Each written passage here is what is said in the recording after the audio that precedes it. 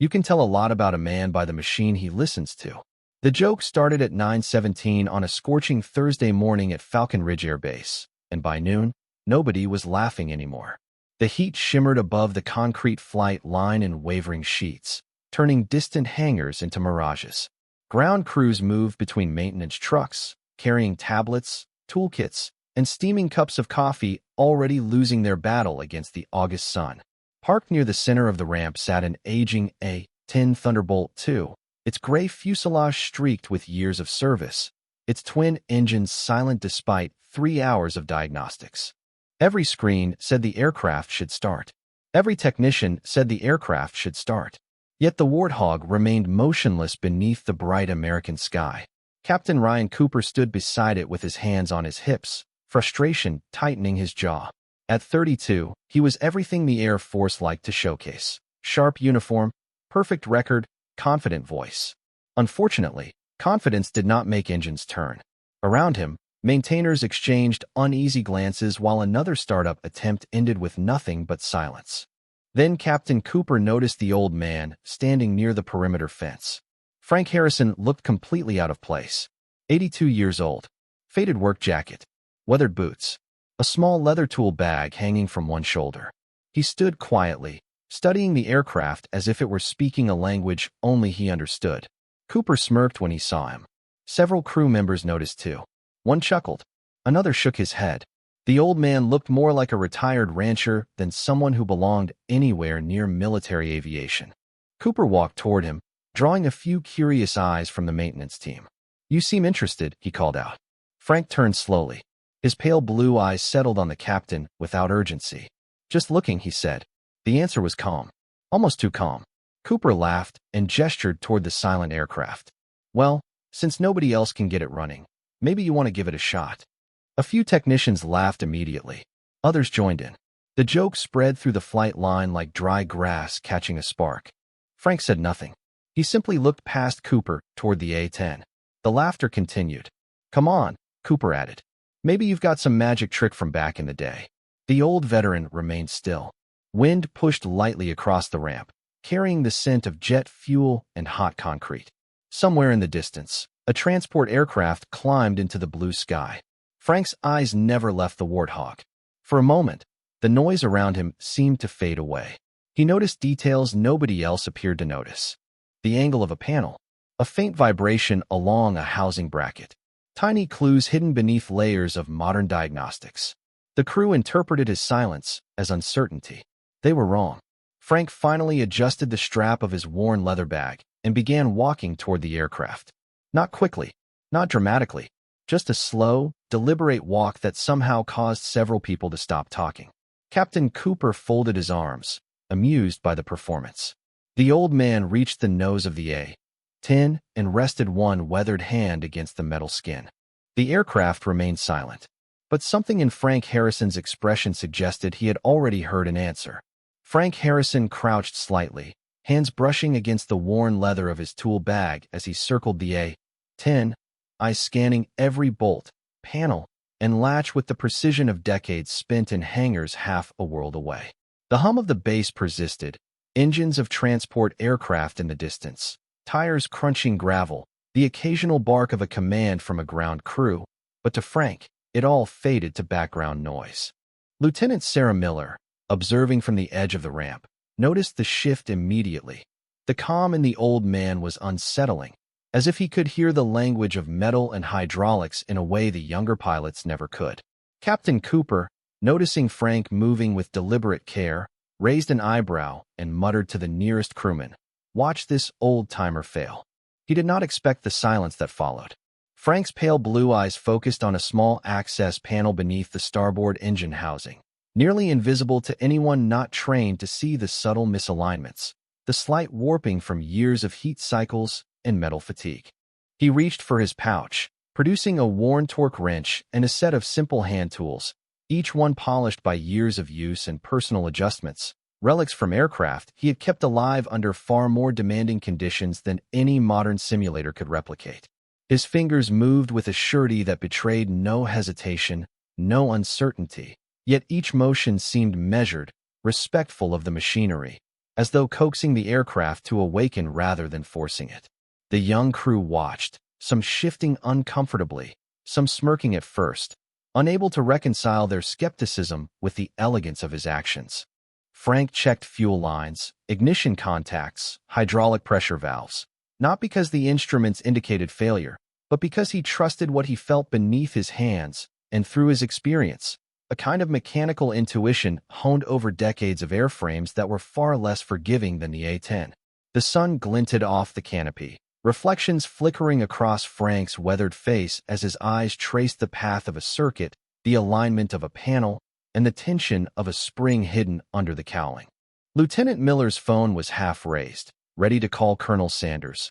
Recognizing the difference immediately, something in the veteran's movements spelled expertise and authority beyond the rank and arrogance displayed moments ago.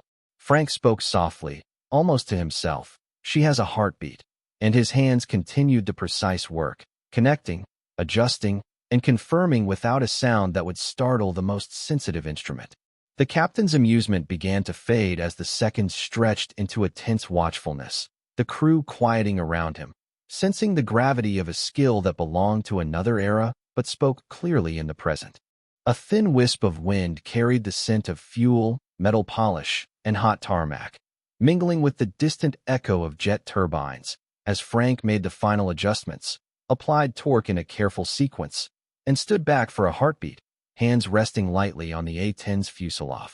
The aircraft sat still, almost patient, waiting for the final signal, and in that moment, everyone could feel the anticipation, the shift from mockery to respect building in the air like a palpable current. No one spoke. The laughter that had echoed across the flight line only minutes earlier had evaporated beneath the weight of uncertainty. Frank Harrison stood beside the aircraft with one hand resting lightly against the metal skin, his expression unchanged. Captain Ryan Cooper shifted his stance and forced a grin that no longer looked convincing. He hated the feeling creeping into the pit of his stomach. It was the feeling that perhaps he had misjudged something. Around them, maintainers exchanged glances. A few stepped closer. Others lowered their tablets and stopped pretending to be busy. Frank reached beneath the access panel one final time and gently adjusted a connector that looked perfectly normal to everyone else. The movement was small, almost insignificant, yet his eyes narrowed slightly, as though confirming a suspicion that had been growing since the moment he first saw the aircraft. The connector clicked into place with a sound so faint that nobody else noticed it. Frank did. He slowly straightened and brushed a trace of dust from his jacket sleeve. Captain Cooper folded his arms tighter. "That is it," he asked. "That is your secret fix." Several technicians chuckled nervously, but the sound lacked conviction. Frank looked toward the cockpit. "Who was the last person to inspect the startup relay assembly?" he asked. A young staff sergeant blinked. "The relay assembly passed every diagnostic." Frank nodded. "That was not my question." The staff sergeant hesitated. "I was." Frank's gaze drifted toward the engine housing. "You trusted the computer." The words were not an accusation. They sounded more like an observation. The staff sergeant felt his face warm. Captain Cooper exhaled sharply. "Everything passed inspection." Frank nodded again. "That is the problem." The wind shifted across the runway. Somewhere overhead, a pair of jets crossed the blue sky, their distant roar rolling across the base. Lieutenant Sarah Miller continued watching from several yards away. Something about the exchange bothered her. Not because Frank sounded arrogant. Quite the opposite. He sounded certain. She had seen confidence before. Pilots carried it like a second uniform. This felt different. This felt earned. Sarah discreetly stepped away from the group and pulled out her phone.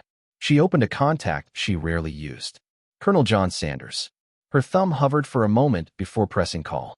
Back near the aircraft, Frank slowly picked up his weathered tool bag. The leather was faded from decades beneath sun and rain. The brass buckle had been polished smooth by time. Captain Cooper noticed it for the first time. "How long have you carried that thing?" Frank glanced down at the bag. For the first time, something resembling a smile touched the corner of his mouth. "Long enough." Cooper smirked. "Must be older than half the planes on this base." Frank's eyes remained on the bag. Older than some pilots, too. A few maintainers looked away to hide their smiles. Before Cooper could answer, Sarah's phone connected. Her voice lowered immediately. "Sir, I think you need to come to the flight line." On the other end came a pause. Why? Sarah looked back at Frank Harrison standing quietly beside the silent aircraft. Because I think everyone here is about to learn who he really is. The line went quiet on the other end of Sarah Miller's phone. For several seconds, all she heard was the faint hum of an office air conditioner somewhere inside headquarters. Then Colonel John Sanders spoke. His voice had changed. The casual tone was gone. What did you say his name was? Sarah glanced toward the old man standing beside the aircraft. Frank Harrison had set his tool bag on the concrete and was looking at the engine housing as if waiting for someone else to catch up. Frank Harrison, sir. Another pause followed. Longer this time. Stay where you are, Sanders said. Do not let him leave. The call ended immediately. Sarah lowered the phone and stared at the screen. Around her, the flight line continued moving, but something inside her told her the day had just shifted direction. Near the aircraft, Captain Ryan Cooper was still trying to regain control of the situation. He walked a slow circle around Frank, forcing a smile that sounded increasingly strained. So what happens now, he asked. We wait for the airplane to thank you. Several crew members laughed politely, but nobody seemed eager to join in anymore. Frank ignored the comment.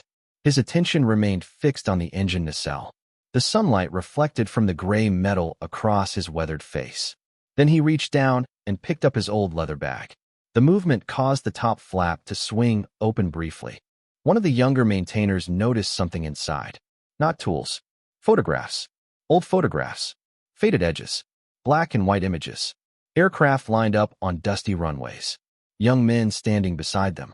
The maintainer leaned slightly closer. Frank noticed and quietly closed the flap. The young airman looked embarrassed. Frank simply nodded. No anger. No warning.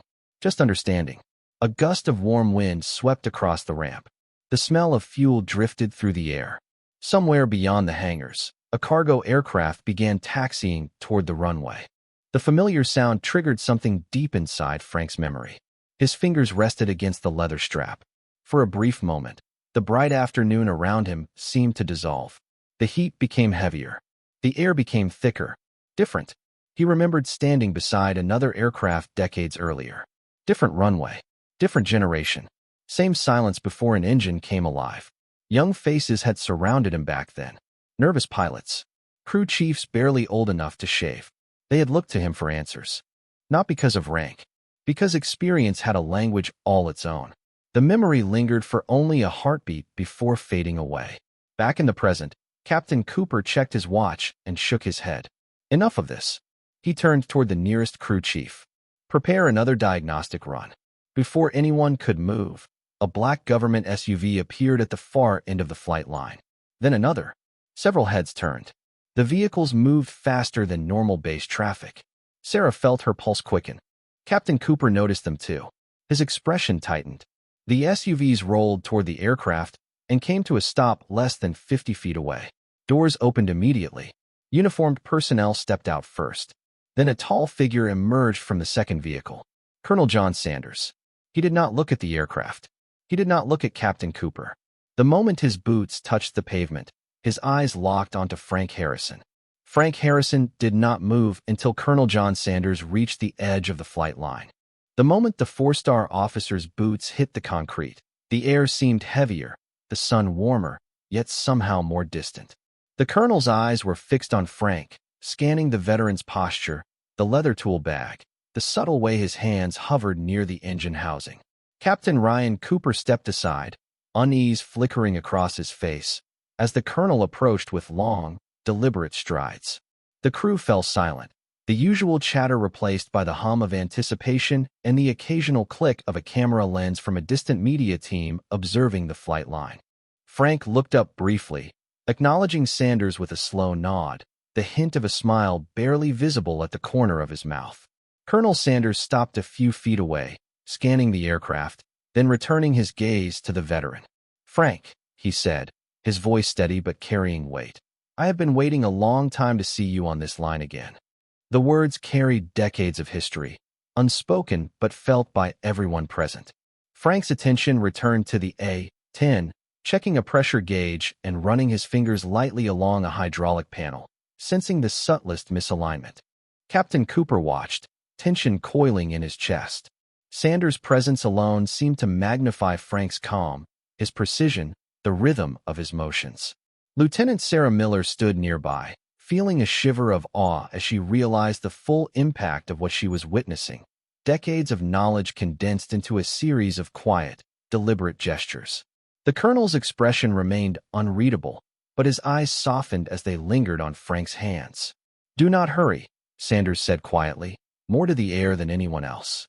Frank nodded and adjusted a valve with the gentlest touch, releasing tension and allowing the system to settle. Slowly, almost imperceptibly at first, the engines of the A-10 began to respond.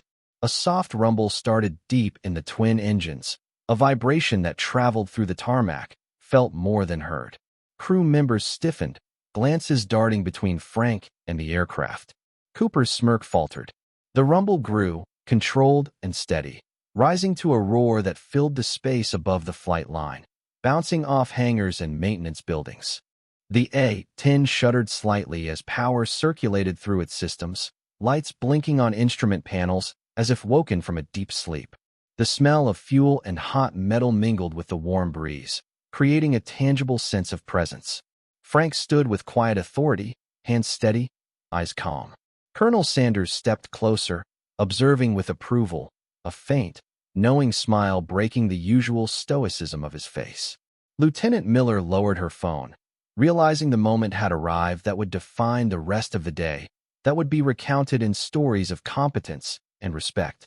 Captain Cooper remained rigid, his face a mixture of disbelief and respect, unable to speak as the engines roared in full voice. Frank finally took a step back, resting a hand on the fuselage lightly, his movements deliberate, controlled, each breath steady, measured. The A-10 was alive, responding to hands that understood its language, and the flight line stood silent. Every person present aware they had witnessed something extraordinary, the quiet mastery of a man whose experience transcended age, expectation, and doubt. Colonel John Sanders reached the edge of the flight line and stopped, his tall frame casting a long shadow across the concrete. His gaze was fixed on Frank Harrison, taking in the veteran's posture, the way his hands rested lightly on the aircraft, the tool bag at his side. Captain Ryan Cooper shuffled uneasily, the grin he had tried to maintain now completely gone, replaced by a tense watchfulness. The hum of the A-10's engines filled the space between them, a steady roar that seemed to amplify every sound on the flight line, every whisper and shuffle of feet. Frank lifted his gaze to the colonel, meeting the eyes of a man who had known the weight of command and the value of experience. There was no fear in Frank's blue eyes, only calm precision, the kind of quiet confidence that comes from decades of understanding machines and men alike. Lieutenant Sarah Miller stood a few yards away, phone still in hand, yet she did not call anyone else. She simply watched, recognizing that the moment unfolding required no interruption. Colonel Sanders' face softened slightly, the edges of authority mingling with respect. "Frank, it is good to see you on the line again," he said, his voice carrying the weight of history and recognition. Frank nodded, returning to the A-10 with deliberate care, his fingers brushing the metal as if listening to it, feeling the subtle vibrations, the alignment of panels, the whisper of mechanisms that only someone with his experience could sense. Captain Cooper tried to regain composure, gesturing toward the young crew members, but their attention was entirely on the veteran. The hum of the engines seemed to pulse with anticipation, and the sunlight reflected off the aircraft in jagged patterns across Frank's weathered face. He retrieved a small tool from his bag, polished smooth with years of use, and made minor adjustments with careful, fluid motions. Each movement was economical, purposeful, and imbued with authority that no rank could replicate. The colonel stepped closer, observing the process without interference, his eyes sharp, noting every detail, sensing the mastery that had kept aircraft and crews safe in environments far less forgiving than this concrete runway. The wind shifted, carrying the scent of jet fuel, warm metal, and dust, mixing with the faint scent of leather from Frank's bag, adding layers of presence to the moment. Captain Cooper's voice faltered. "How is he?" he began, but no answer came, only the soft clicking and settling of mechanisms beneath Frank's hands. Lieutenant Miller's pulse quickened as she realized the culmination of expertise and respect was imminent. Finally, Frank straightened, resting his hands lightly on the fuselage. The engines responded immediately to the final touch, a vibration traveling through the tarmac, felt by every pair of boots standing nearby. The roar grew in intensity, controlled and steady, filling the air and reverberating against hangars and equipment. Colonel Sanders' face remained composed, but a faint smile touched his lips, a recognition of a skill earned and proven. Around the flight line, the crew remained frozen, caught between awe and disbelief, the reality of decades of experience asserting itself over youthful assumption and technology alone. Frank stood with measured calm, the A-10 alive beneath his hands, the presence of the colonel reinforcing the authority and respect that had quietly always belonged to him. Captain Cooper lowered his head, finally acknowledging the magnitude of the moment, and the hum of the engines became a symphony of accomplishment, mastery, and earned recognition, filling the air and leaving every observer aware that something extraordinary had just occurred. For several long seconds, nobody moved. The aircraft continued humming with steady power, its systems alive and responsive, while the sound echoed across Falcon Ridge Air Base like a declaration that could not be ignored. Colonel John Sanders slowly turned away from the aircraft and faced the gathering crowd of maintainers, officers, and pilots. The silence deepened. Even the younger airmen seemed to sense that something important was about to be revealed. Captain Ryan Cooper stood rigid beside the flight line, his earlier confidence replaced by uncertainty. He had spent the entire morning believing he was the most qualified person on the ramp. Now he found himself questioning everything he thought he knew. Colonel Sanders glanced toward Frank Harrison and then back toward the assembled personnel. The expression on his face carried none of the irritation that senior officers often displayed. Instead, it carried respect, genuine respect, the kind that could not be ordered and could not be faked. "Most of you have never heard his name," Sanders said. His voice remained calm, but every word carried across the concrete. "That is because men like Frank rarely talk about themselves." Several crew members exchanged confused looks. Frank stood quietly beside the aircraft, one hand resting on the worn leather bag that had traveled with him for decades. The colonel continued. 40 years ago, before many of you were born, there were aircraft that returned home because of him, pilots who completed missions because of him, crews who trusted him more than they trusted their instruments." Captain Cooper felt his stomach tighten. Around him, nobody laughed anymore. Nobody smirked. The atmosphere had completely changed. Colonel Sanders slowly stepped closer to Frank. "When I was a young lieutenant," he said, "I heard stories about a crew chief who could diagnose problems by listening to an engine for 30 seconds. Several maintainers blinked in surprise. Sanders nodded toward the aircraft. "I thought those stories were exaggerated." A faint smile crossed his face. Turns out they were not. A ripple of nervous laughter moved through the crowd, but this time it carried admiration instead of mockery. Frank lowered his eyes slightly, clearly uncomfortable with the attention. That only seemed to increase everyone's respect. Sarah Miller noticed something else. The older maintainers had gone completely silent. A few appeared to recognize the name now. One master sergeant slowly removed his sunglasses. Another stared at Frank with widening eyes. Then one of them finally spoke. "Wait," he said quietly. "Frank Harrison?" The master sergeant looked toward Sanders. "The Harrison?" The colonel nodded once. The reaction was immediate. Several senior maintainers straightened instinctively. One shook his head in disbelief. Another quietly muttered, "No way." Captain Cooper looked around and realized he was the only person who still did not understand the full story. Sanders noticed. His eyes settled briefly on the young captain. "There are people who learn maintenance from books," the colonel said. "And there are people whose work becomes part of Air Force history." His gaze shifted back to Frank. "You are looking at the second kind." A warm breeze swept across the flight line, rustling uniforms and carrying the scent of jet fuel through the afternoon air. Frank Harrison remained exactly as he had been since the beginning. Quiet, humble, unmoved by praise. Yet for the first time that day, every person standing on that ramp was looking at him differently. And Captain Ryan Cooper was beginning to realize that the aircraft was not the only thing he had completely underestimated. Frank Harrison remained beside the A-10, the engines now humming with a controlled, deep resonance that seemed to carry the weight of decades of experience.